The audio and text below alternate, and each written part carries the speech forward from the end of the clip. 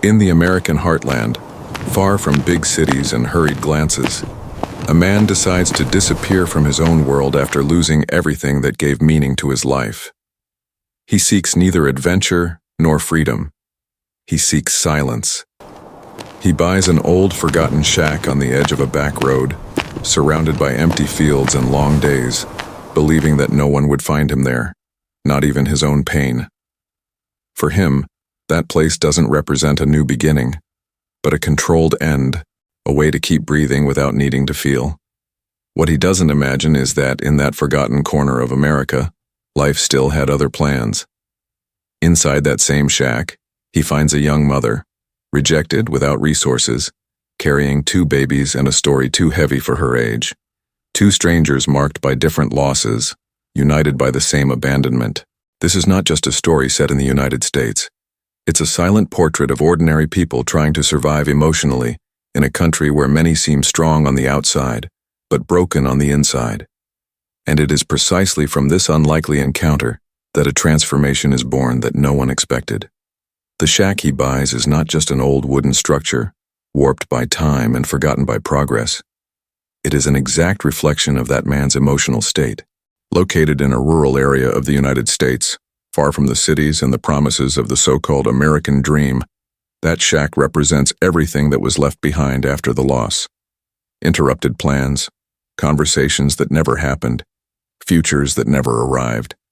He doesn't choose that place because it's cheap or practical, but because no one in their right mind would choose to live there. The shack is invisible, just as he wants to become. Many people, when they can't bear their own pain, don't end their lives. They diminish them. They move to smaller places, smaller dreams, smaller expectations, believing that this way the pain will also be less. But pain doesn't respect physical space. That shack symbolizes the human attempt to control suffering through isolation, as if by reducing the world around them it were possible to silence what screams inside. It's the same impulse that leads someone to distance themselves from family, delete phone contacts, avoid attachments, and repeat to themselves that it's okay to be alone. In the United States, where the culture values strength, independence, and self-sufficiency, admitting vulnerability is almost a personal failure. That's why he doesn't cry in public, doesn't ask for help, doesn't explain his choice. He simply disappears. The shack becomes an emotional hiding place, a place where he believes he no longer needs to play any role, nor prove anything to anyone. But what he still doesn't understand is that the problem was never the size of the world around him, but rather the weight he carries within himself. Tell me in the comments where in the world you're watching from. The decision to disappear seems at first glance an act of courage. For him, leaving the city, abandoning acquaintances, selling what's left, and starting over in silence sounds like the only way to avoid completely collapsing. In the United States, many people learn early on that they need to be strong alone, that asking for help is a sign of weakness, and that suffering should be resolved in private. Therefore, the idea of disappearing doesn't stem from a desire for freedom, but from the hope of anesthesia. He believes that far from everything the pain will be left behind, as if it could be left behind along with the familiar streets and places that hold too many memories. This illusion is common, that changing address is the same as changing feelings. How many people do the same when changing cities, jobs, or even identities on social media, trying to escape old versions of themselves? The analogy is simple and cruel at the same time. It's like trying to escape a shadow by running faster. The faster you run, the closer it gets. Isolation promises peace, but delivers silence. And silence, when not chosen intentionally, amplifies everything that has been buried. At night, in that shack, there are no distractions, no urban noise, no one to fill the space with empty conversations. Only he exists, and the thoughts he tried to avoid. The escape, then, reveals its true face. It is not a path to relief, but a clearer mirror of his own pain. He discovers, even without admitting it, that no matter how far one goes, that which has not been faced always finds a way to catch up. The encounter happens in the most disconcerting way possible. because life rarely warns when it's going to change everything. Entering the shack for the first time, believing he would be completely alone, he notices signs of human presence. An improvised blanket, simple food scraps, a muffled cry that doesn't match the silence of the place. It is at this moment that he sees the young woman, sitting on the worn wooden floor, holding two small babies, trying not to draw attention, as if asking permission to exist was her only option. She is not there by choice, but due to an absolute lack of alternatives. In the United States, a country known for opportunities, there is also an invisible side made up of people who have fallen through the cracks of the system, and she is the portrait of that. A mother too young, without family support, without stability, without a safe place, she occupies that shack not as a permanent shelter, but as a last resort. The analogy is inevitable. While he went there to escape life, she arrived because life pushed her. Two opposing movements that meet at the same point. The silence between them is heavy, not out of hostility, but out of unconscious recognition. He sees in her the vulnerability he tries to hide within himself. She sees in him someone too tired to judge. There is no romance, no heroism, only the raw tension of two broken stories sharing the same space. This encounter breaks his plan to disappear, because loneliness ceases to be abstract and gains a face, a voice, and a need. From that moment on, he is no longer fighting only against his own pain, but against the moral choice of turning his back on someone even more fragile. And it is precisely there that the story changes direction, because life, when it finds someone willing to hide, usually responds by placing another person in the path who needs to be seen. The judgment begins even before a single word is spoken, because in the United States, as in any other place, people don't need to know the whole story to form an opinion. Appearances, context, what seems wrong to an observer from afar are enough. The presence of that young woman with two babies in an isolated shack quickly transforms into rumor, into whispers laden with selective morality. She comes to be seen as irresponsible, reckless, a problem that confirms old prejudices. He, in turn, is interpreted as someone strange, suspicious, someone who has distanced themselves from society for reasons that no one bothers to understand. The analogy here is clear and profoundly human.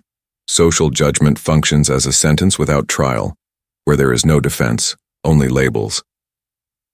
Many people who watch this story have already experienced something similar, not necessarily in a village, but in work environments, in the family, in church, on the internet. They are judged for decisions made in moments of despair, for choices made when there were no better options. The weight of this judgment lies not only in the words spoken, but in the silence that follows, in the feeling of being constantly observed, evaluated, condemned. For her, the judgment reinforces the shame and fear of losing even that precarious shelter. For him, it rekindles the guilt and the impulse to disappear even further, as if society were confirming that he no longer belongs anywhere.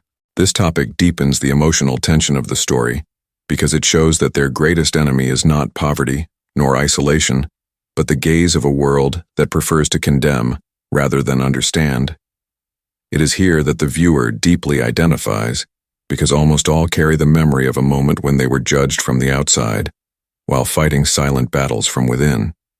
Despite living through completely different situations, it gradually becomes clear that they both carry the same loneliness, only with different names. He lost someone he loved and is trapped in a past that will not return. She never had anyone to lose, because support, care, and protection always lacked her. His pain comes from what was taken away. Her pain is born from what never existed. This difference creates a powerful analogy. Two people can drown at different depths, but the lack of air is the same. It doesn't matter if the water reaches their knees or covers their entire head. When the pain intensifies, the despair is real. This understanding changes how they see each other. He realizes that his pain, although legitimate, does not make him the only sufferer in the world. She understands that she is not alone in feeling fear, tiredness, and emotional exhaustion. For the viewer, this point in the story generates immediate identification. because it dismantles the silent comparison that many make with themselves. My pain is too small, or I have no right to suffer. Living together reveals that loneliness doesn't choose social class, age, or past. It simply finds space where there was a lack of acceptance. In the United States, where the discourse of independence is strong, admitting loneliness is almost taboo. People learn to smile, to move on, to pretend everything is all right, even when they are broken inside. This topic acts as a mirror for the viewer, showing that it's not weakness to feel alone, nor is it a mistake to need someone. By recognizing each other's pain, even without long conversations, they create a silent bridge that breaks the emotional isolation. And it is precisely in this mutual recognition that the story begins to move away from the realm of survival and slowly approaches the possibility of reconstruction. Their relationship doesn't begin with grand gestures or emotional declarations, but with silent agreements born from necessity and respect. There's no romance at the beginning, only the careful attempt not to invade each other's space. Each carries too many wounds to play at closeness. In the United States, where relationships are often portrayed as intense and immediate, this slow construction breaks expectations and becomes more real. They share the same roof, but live like cautious strangers, dividing tasks, schedules, and invisible boundaries. The analogy here is that of two people walking on thin ice. Any sudden movement can break the little balance that exists. For him, getting closer means risking feeling again. For her, trusting means risking being abandoned once more. The silence between them isn't empty. It's laden with observation and fear. The viewer identifies because many real relationships work this way. They aren't born from infatuation, but from coexistence, respect, and the absence of threat. Small gestures begin to replace words. He fixes something broken without commenting. She leaves prepared food without asking for recognition. These are simple, yet profoundly human actions that create security before creating a bond. This topic holds the viewer's attention because it deliberately slows down the narrative, showing that some connections don't arise from desire, but from the daily choice not to hurt. Gradually, the shack ceases to be just a shared physical space and transforms into an environment where no one needs to defend themselves all the time. Love doesn't exist yet, but something equally powerful does. The rare feeling of being able to breathe without fear next to another person. As the days go by, work becomes the primary language between them, not out of vocation, but out of emotional necessity. He throws himself into exhausting physical tasks, repairing the roof, reinforcing the walls, clearing the grounds, as if each hammer blow were a way to silence thoughts that insist on returning. In the United States, work has always been exalted as a virtue, as a sign of dignity and personal worth, and for him, this becomes a refuge. Overworking is socially accepted, even praised, even when it is a disguised escape. The analogy is clear, occupying the hands to avoid facing the heart. She, in turn, finds in caring for babies and in small domestic routines a way to keep her mind away from the constant fear of tomorrow. The busy day reduces the space for anxiety. For the observer, this behavior is deeply recognizable. How many people don't bury themselves in work, studies, or constant obligations to avoid dealing with losses, frustrations, or unresolved feelings? The problem is that work numbs, but doesn't cure. It temporarily silences the pain, but doesn't resolve it. At night, when physical exhaustion finally wins, the thoughts return with more force. This topic deepens the character, showing that, although productive, he is still at war with himself. Work creates a false sense of emotional progress, as if being busy were synonymous with being well. For her, observing this silent effort awakens something new, not exaggerated gratitude, but respect. She recognizes someone who is also trying to survive in whatever way they can. This phase keeps the narrative realistic, showing that internal reconstruction rarely begins with elevated feelings. It often begins simply with the decision to keep doing something, even when you feel nothing. As routine sets in, a silent fear arises that neither of them verbalizes, the fear of attachment. He has already lost once and knows exactly the emotional cost of loving and staying. The pain of grief still lives within him, even when it is not mentioned. In the United States, where the culture values moving on quickly, many people learn to skip the grieving process and build emotional barriers as a form of self-protection. For him, creating emotional distance seems like prudence, not coldness. She, on the other hand, knows attachment as something dangerous. People have come and gone from her life without warning. Promises have been made and broken, and experience has taught her that trusting can mean losing everything again. The analogy that defines this moment is that of someone who has already burned themselves trying to touch the fire, and now keeps their hands always withdrawn, even when they feel cold. The viewer identifies with this because many have already experienced relationships where the greatest risk was not conflict, but the possibility of creating hope. Small signs of attachment begin to appear: a longer gaze, spontaneous concern, care that goes beyond what is necessary, and with them comes inner panic. Attachment threatens the fragile balance they have built. If someone gets too close, everything could crumble. This topic holds high retention because it deals with internal conflict, not external conflict. There are no villains, no fights, just two people trying not to feel too much so as not to suffer again. It is here that the story deepens its emotional realism, showing that the greatest obstacle to rebuilding is not the lack of love, but the fear of believing that something good can last. Without them realizing exactly when it happens, the shack begins to cease being just a place of passage and starts to carry signs of permanence.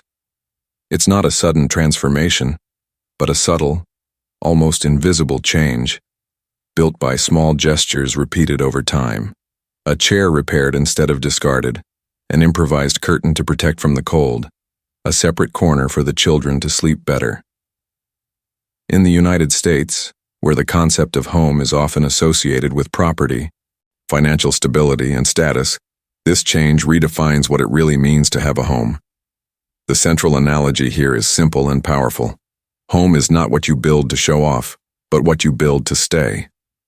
For him, investing in that space contradicts the initial plan to disappear. Each improvement is an unconscious decision to remain, to admit that perhaps there is still a future. For her, seeing that place become safer means something even greater: the possibility of putting down roots, even if fragile. The viewer identifies with the story because many have experienced situations where they only realized they were forming bonds after they were already too involved. Home is born when fear begins to share space with care. The shack, once a symbol of giving up, begins to represent something new: protection. This topic marks an important emotional turning point in the narrative because it shows that, even without declarations, promises, or labels, the bond already exists. Coexistence ceases to be merely survival and approaches something deeper and more dangerous: belonging. And when someone who has spent too much time alone begins to feel that they belong somewhere, everything changes. When the outside world finally realizes that the shack is no longer just a forgotten place, pressure begins to seep in like a cold wind through the cracks. In the United States, small communities have long memories and short curiosity. They observe from a distance and draw quick conclusions. What was invisible becomes the subject of discussion. Questions arise without being asked directly, glances linger longer than necessary, assumptions take the place of facts. The presence of a young woman with 2 babies next to a reclusive man becomes a narrative ready for moral judgments. The analogy is that of a shop window without glass. Even trying to live discreetly, everything seems exposed. For him, the pressure rekindles the old desire to disappear, as if any attempt at belonging comes with social punishment. For her, the fear is more practical and immediate: losing the little they have achieved, being forced to leave, seeing her children without a foundation again. The viewer recognizes this moment because they have already felt the weight of external opinions invading intimate decisions: family that opines without helping, institutions that oversee without understanding, religious or moral discourses that speak loudly and listen little. This topic increases the tension because it shifts the conflict outside the shack, showing that internal reconstruction is not always accepted by the surrounding environment. Society demands explanations, labels, formalizations while they are still learning to breathe in the same space. It is here that the story reveals an uncomfortable truth. Often, the world is not bothered by the pain, but it is bothered when someone tries to stand up outside the rules. External pressure tests the newly formed bond, forcing decisions that were not planned, and making it clear that staying together will have a cost. Faced with increasing pressure, the moment arrives when he realizes that not deciding is also a decision. Remaining silent, pretending nothing is happening, or waiting for time to resolve things is no longer enough. In the United States, where individual responsibility is a central value, making a choice means publicly accepting its consequences. For him, this is terrifying, because choosing to stay is admitting that he still cares, that he can still lose, that he can still suffer. The analogy that defines this point is that of someone standing in the middle of the road, neither moving forward nor going back, only guarantees being run over by what comes next.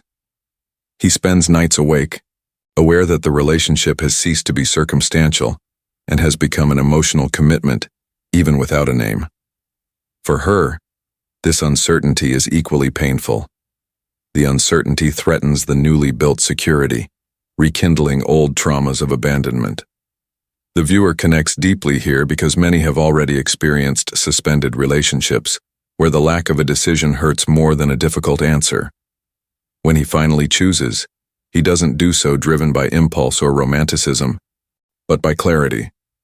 He understands that staying isn't about saving anyone, it's about sharing the burden. Choosing to embrace that life means giving up escape as a strategy. This topic marks the ethical turning point in the story. It's no longer about feelings, but about responsibility.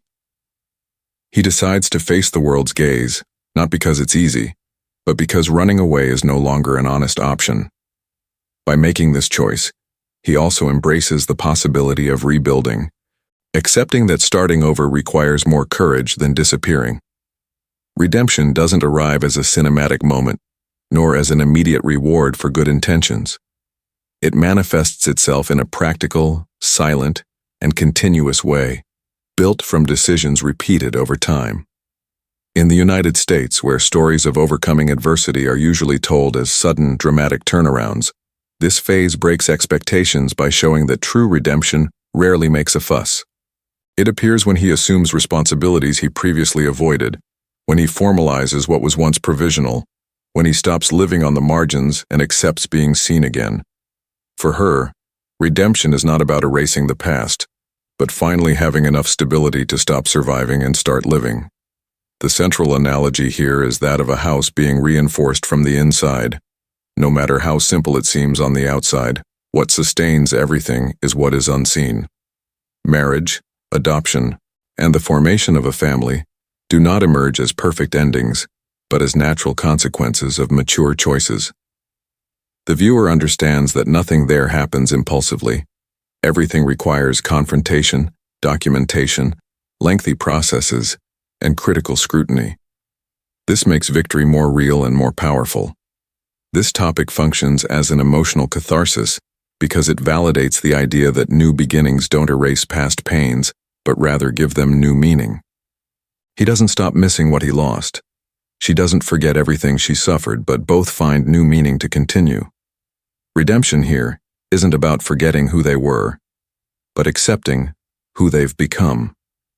And it's this discrete transformation, based on commitment and perseverance, that gives the viewer a sense of honest closure, showing that happy endings exist as long as they are built, not expected. Over time, their story ceases to be merely personal and takes on a greater meaning, something that goes beyond that shack and that newly formed family. What began as an escape transforms into a silent testament that new beginnings can arise in the most unlikely places.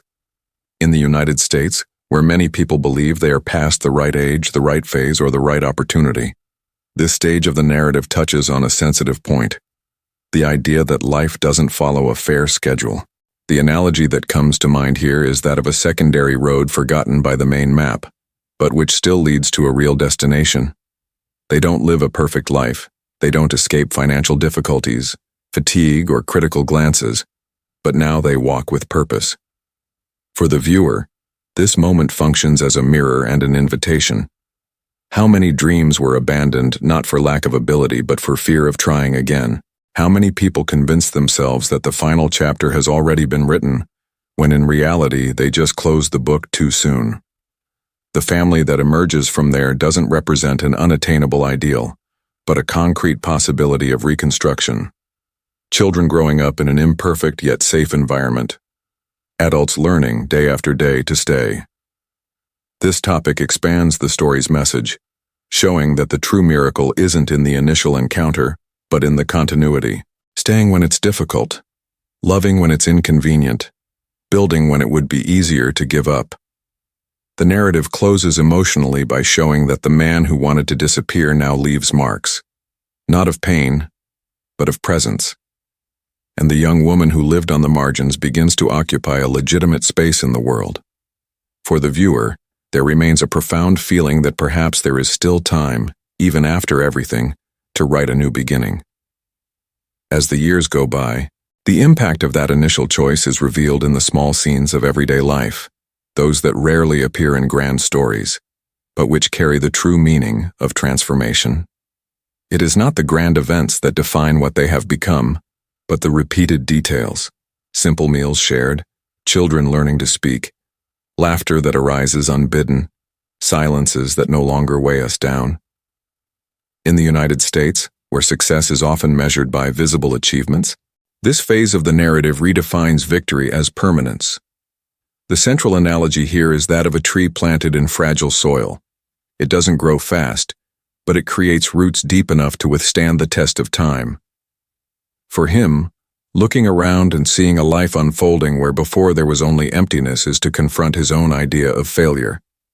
He didn't achieve fame, wealth, or public recognition, but he built something rarer: constancy. For her, seeing her children grow up in a predictable environment breaks a cycle that seemed inevitable.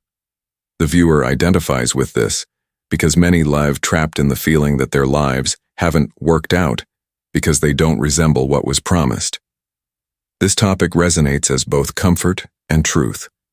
Not every transformed life will be extraordinary in the eyes of the world, but it can be profoundly meaningful to those who live it. The story, here, slows down again to allow for reflection, showing that the true result of that decision is not the idealized happy ending, but a sequence of ordinary days that, together, form something extraordinary. It is at this point that the video ceases to be merely narrative and becomes a direct message to the viewer. Maybe you don't need to change everything. Maybe you just need to stay and take care of what you've already started. In the final stage of this journey, the story turns directly to the meaning of what was experienced, not as an explicit moral, but as an inevitable reflection. Everything that happened in that shack reveals a simple truth that is difficult to accept. Often life finds us exactly when we try to disappear. He believed that disappearing was the only way to survive the pain. She believed that surviving was all that remained for her. Neither of them imagined that the encounter between these two beliefs would create something greater than both of them. The final analogy that sustains this moment is that of a lighthouse built by someone who never intended to guide anyone, but who, by keeping the light on for themselves, ended up illuminating others. In the United States, where the dominant narrative encourages quick reinventions and stories of instant success, this conclusion confronts the viewer with a silent question. What if starting over isn't about leaving, but about staying? The viewer who gets this far already understands that the story isn't just about that man or that young woman, but about everyone who one day wanted to disappear because they felt too tired to go on. This topic closes the emotional arc, showing that there is no redemption without permanence, nor healing without exposure to risk. The shack, which began as a symbol of escape, ends as living proof that even the places chosen for the end can become a beginning. The narrative concludes without haste, allowing the message to settle. You may not control what you've lost, but you can choose what you build from it. And for the viewer, there's a profound feeling that perhaps it's not too late. Perhaps there's still a forgotten space, not in the world, but within oneself, where something new can be born. if there's enough courage not to run away again. The conclusion of this story doesn't happen when everything goes right, but when the meaning finally reveals itself. Looking back, it becomes clear that nothing there began with hope, plans, or faith in the future. It all began with exhaustion, with the silent desire to disappear without causing anyone more pain. The shack, the loneliness, the isolation, the fear of attachment, none of that was a mistake. They were stages of survival. And this is the part that connects most with those who have watched so far, because many people are also not living fully. They are just surviving as best they can. The story shows that life doesn't demand strength all the time, but it does demand honesty. Honesty to admit that it hurts, that it's tiring, that sometimes the desire is to disappear. What transforms everything is not a sudden miracle, but the decision to stay when running away seems easier. He didn't save that young woman. She didn't mend his heart. What happened was simpler and rarer. Two broken people chose not to abandon each other. And from that choice was born something that neither of them was seeking but both needed. This conclusion returns to the viewer a silent truth. New beginnings don't happen when we're ready, they happen when we're willing. Willing to stay, to take responsibility, to accept that life doesn't go back to being the way it was before. It becomes something else. And maybe that's exactly what you needed to hear. That it's not too late. That the place where you thought about ending everything can, with time, become the exact point where something new began. If this story resonated with you on any level, don't ignore it. Stories like this don't reach us by chance. They find parts of our own lives that are still silent. If you felt touched, share in the comments where you're watching from and what else caught your attention in this journey. Sometimes putting it into words is already a first step to not carrying everything alone. If this video made sense to you, consider subscribing to the channel and sticking around. Not as an obligation, but as a choice. Here, each story is a space for pause, reflection, and a new beginning. And if you know someone who is going through a difficult time, perhaps this is the story that person needed to hear today.